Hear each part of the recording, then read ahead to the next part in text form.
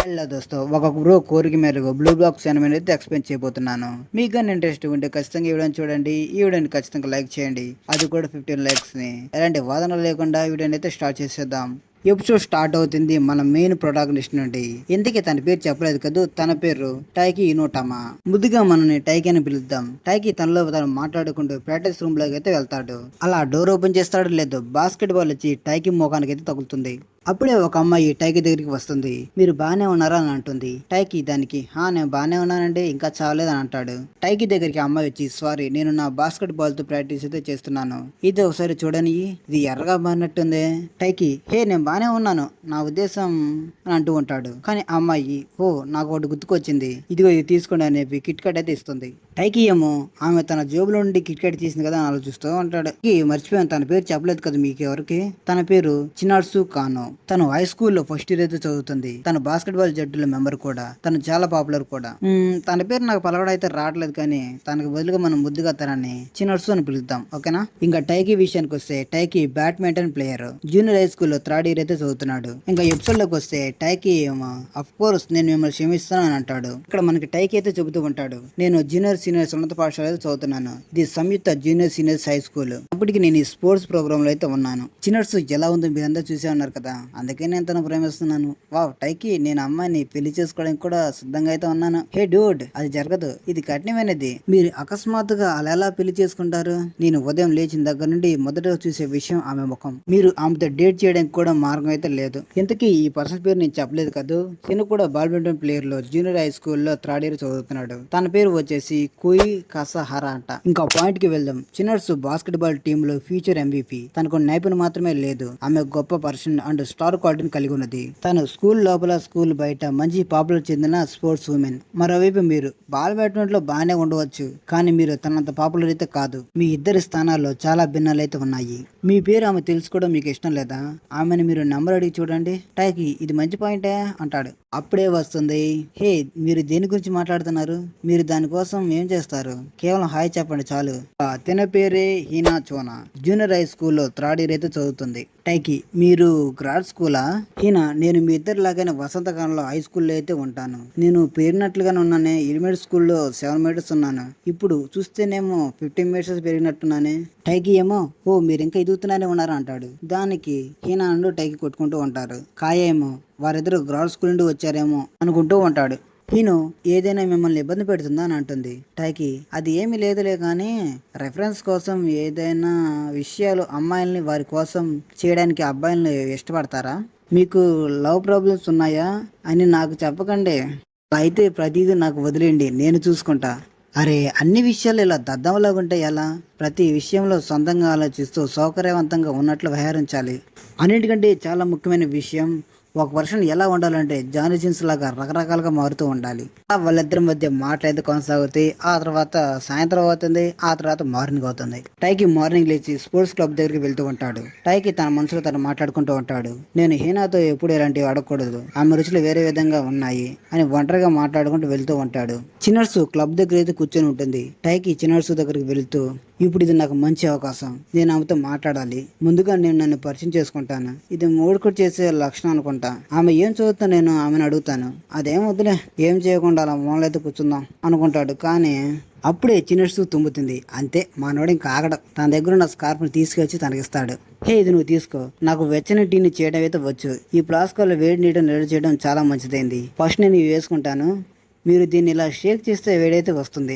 నిజంగానే దద్దామని నేను అని టైచి అయితే అనుకుంటాడు. అప్పుడే చిన్నర్సు టైచికి వెళ్ళి చూస్తూ ఐటీ అని అంటుంది. టైచికి ఏమేం అర్థం కాదు, ఐటీ అంటే ఏందబ్బా అని అంటాడు. చిన్నర్సు నేను ఆశ్చర్యపోతున్నాను, మీరు మీ బ్యాగ్ లో గుండా ఇంకేమేం వస్తువులు తీయబోతున్నారు అని. చిన్నర్సు అలా అందలేదా టైచి తన బ్యాగ్ లో ఉన్న వస్తువులన్నీ తీయడం మొదలు పెడతాడు. చిన్నర్సు అదేం లేదు, నేను జోక్ చేశాను అంటూ నవ్వుతుంది. టైచి చిన్నర్సును చూస్తూ, అబ్బా సాయిరామ్, తను నవ్విందా ఎలాగోలా అని అంటూ తను కూడా తుమ్ముతాడు. చిన్నర్సు నేను బాగానే ఉన్నాను కాబట్టి ఇది మీరే తీసుకోండి అని చిన్నర్సు టైచి మెడలో దాన్ని అయితే చుడుతూ ఉంటుంది. ఇక్కడేమో పెళ్ళాక తన పిల్లలు నెక్ టై కట్టడంలో ఎలా సహాయం చేస్తుందని ఆలోచిస్తూ ఉంటాడు. అప్పుడే వాచ్మెన్ వస్తాడు. క్షమించండి అయ్యా, నేను లేట్ గా వచ్చాను అంటాడు. సరే నేను వెళ్తున్నా, చల్లని వాటిని పట్టుకోకుండా ప్రయత్నించండి. టైచి గడికి ఏం అర్థం కాదు. మీకు నా పేరు ఎలా తెలుసు అంటాడు. ఇది చాలా మంచి ప్రశ్న. ఇక్కడ అనుకుంటాడు, తనకి నా పేరు ఆల్రెడీ తెలుసేమో అనుకుంటాడు. కానీ చిన్నర్సు చెబుతుంది, మీ తల్లి చాలా మంచిది.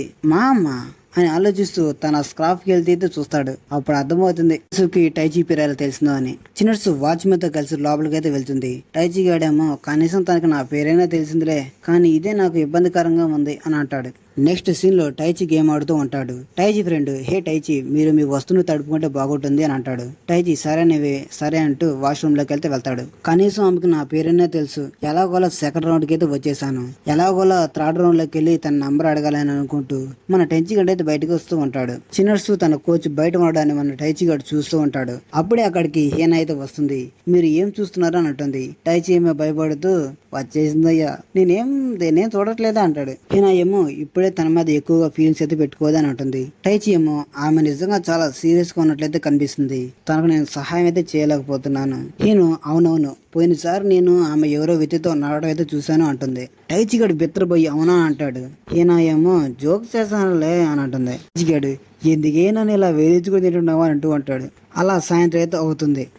టైచి ఫ్రెండ్స్ అందరూ రూమ్ లోకి అయితే వస్తారు. టైచి తన బ్యాగ్ అయితే ఓపెన్ చేస్తాడు. అబ్బా, నేను జిమ్ లో నా టవల్ అయితే మర్చిపోయానే.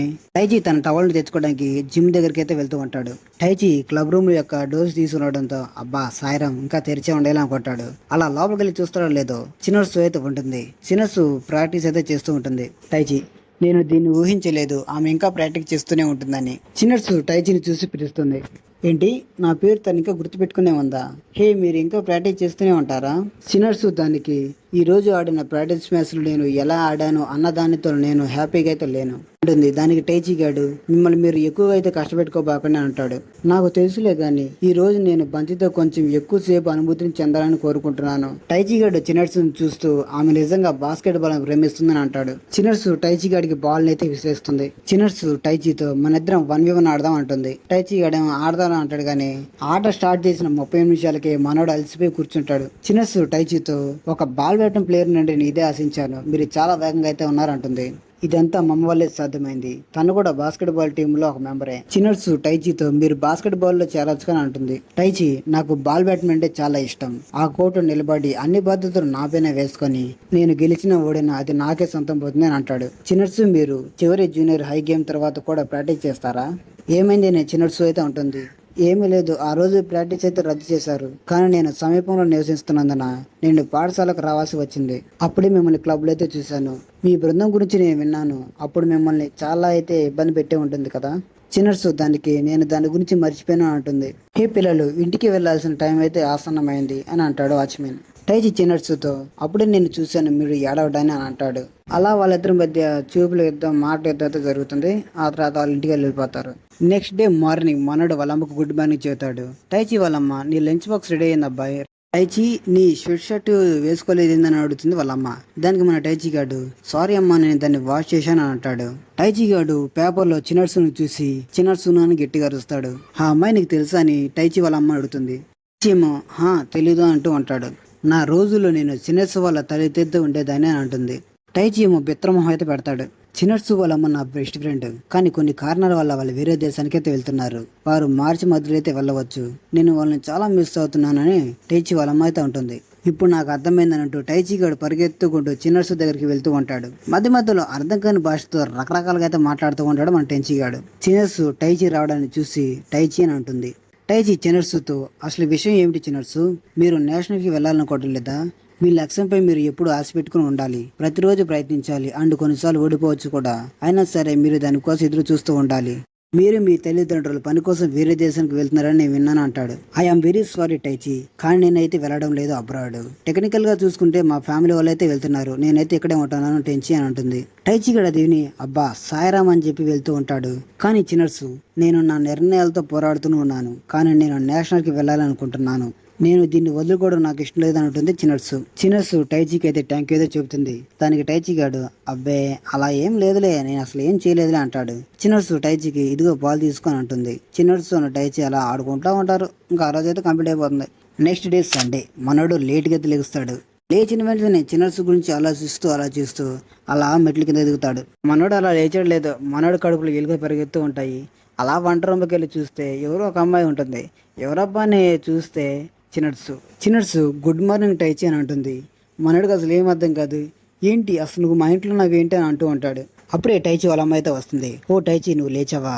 ఇంతకు ముందు నేను చెప్పానే, తిన పేరే చినట్సు, ఈ నుండి తన మన ఇంట్లోనే ఉంటుంది అని ఉంటుంది టైచి వాళ్ళ అమ్మ. టైచి గడికి అసలు ఏం అర్థం కాక ఇలా గట్టిగా అరుస్తాడు. సో నా ఎక్స్ప్రెషన్ వీడియో కానీ మీకు నచ్చితే ప్రతి ఒక్కరు లైక్ అండ్ సబ్స్క్రైబ్ చేయండి. నెక్స్ట్ వీడియో కానీ మీరు చూడాలనుకుంటే వెంటనే ఈ వీడియోకి 50 లైక్స్ అయితే కంప్లీట్ చేయండి. అప్పుడే నెక్స్ట్ వీడియో అయితే అప్లోడ్ అయితే చేస్తాను. సో ఈ వీడియోని మళ్ళీ NA ఫ్యాన్స్కి అయితే షేర్ చేయండి మామ. బాయ్.